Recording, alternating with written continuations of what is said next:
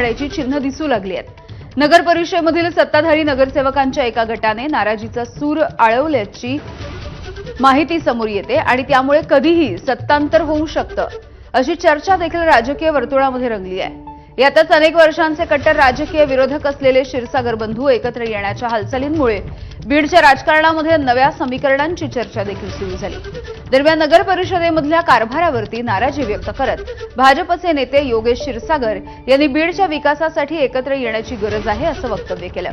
त्यांच्या या भूमिकेच्या नंतर राष्ट्रवादी काँग्रेस शरद पवार गटाचे आमदार संदीप क्षीरसागर यांनी देखील सकारात्मक प्रतिसाद देत अशी वेळ आली तर आम्ही दोघे क्षीरसागर एकत्र बसण्यासाठी तयार आहोत असं स्पष्ट केलंय।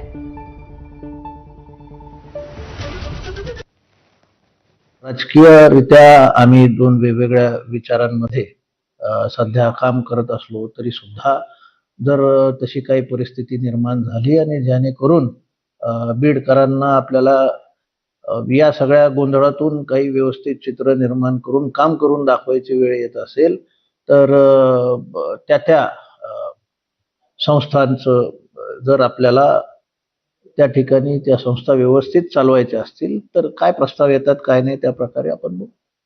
बघा, हा कौल लोकांचा अजितदादांकडे बघून दिलेला आहे आणि कौल दिल्यानंतर सुद्धा आम्ही बिनशर्त पाठिंबा दादांकडे बघून आम्ही दिलेला आहे की दादांच्या माध्यमातून तिथं काम होतील। पण ज्या पद्धतीचा तिथं कारभार चालू आहे, पूर्ण चित्र हे लोकांसमोर आहे, हे चुकीचा कारभार तिथे चालू आहे।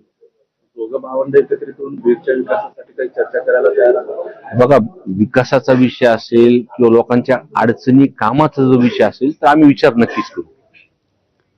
धाराशिव भाजपमध्ये अंतर्गत नाराजी चव्हाट्यावरती आली आहे। नवनिर्वाचित आमदार बसवराज पाटील यांच्या सत्काराच्या कार्यक्रमाच्या पत्रिका आणि बॅनरवर